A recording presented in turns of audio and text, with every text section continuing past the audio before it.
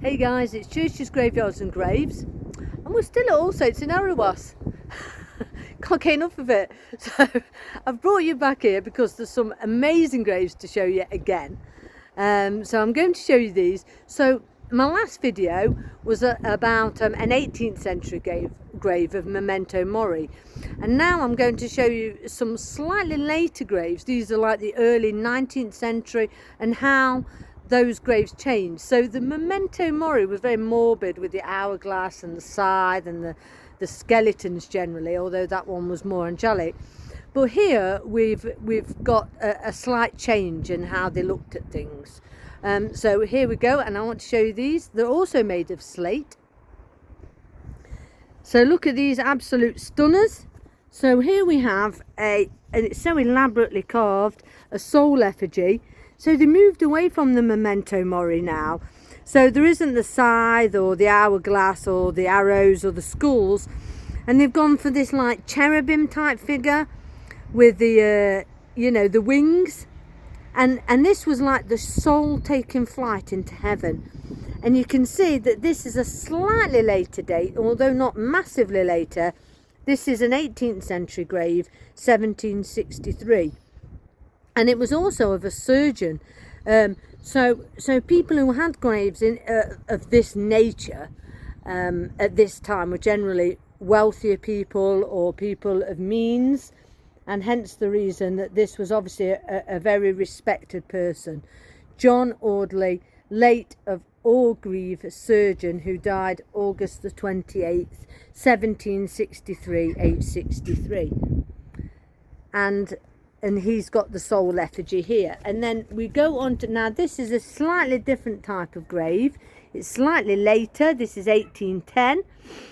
And again, we've got the soul effigy. And we've also got this little crown. See him getting the crown of life there, coming out of heaven.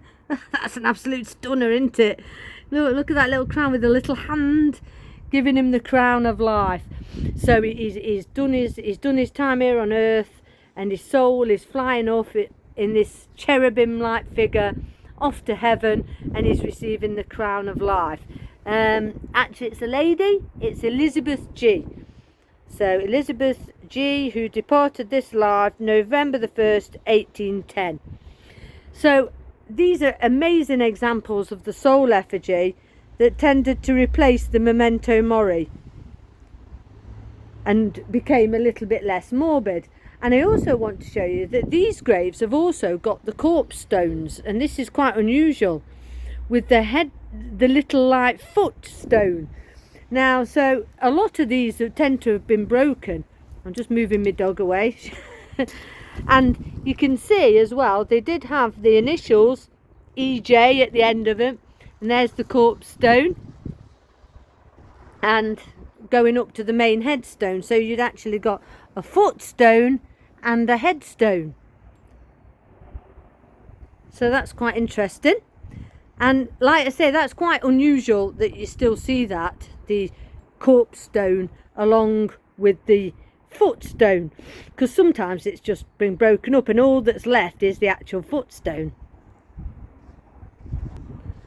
Yeah, so there's, I just want to show you that video because it shows the real change in a graveyard between a Memento Mori grave and a later soul effigy grave. Although they basically sort of saying the same type of things, they said it in a completely different way as time changed.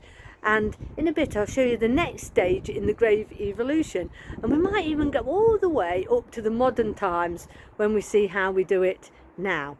So I hope that's of interest to you, the great soul effigies of All Saints in Arawas. See you soon.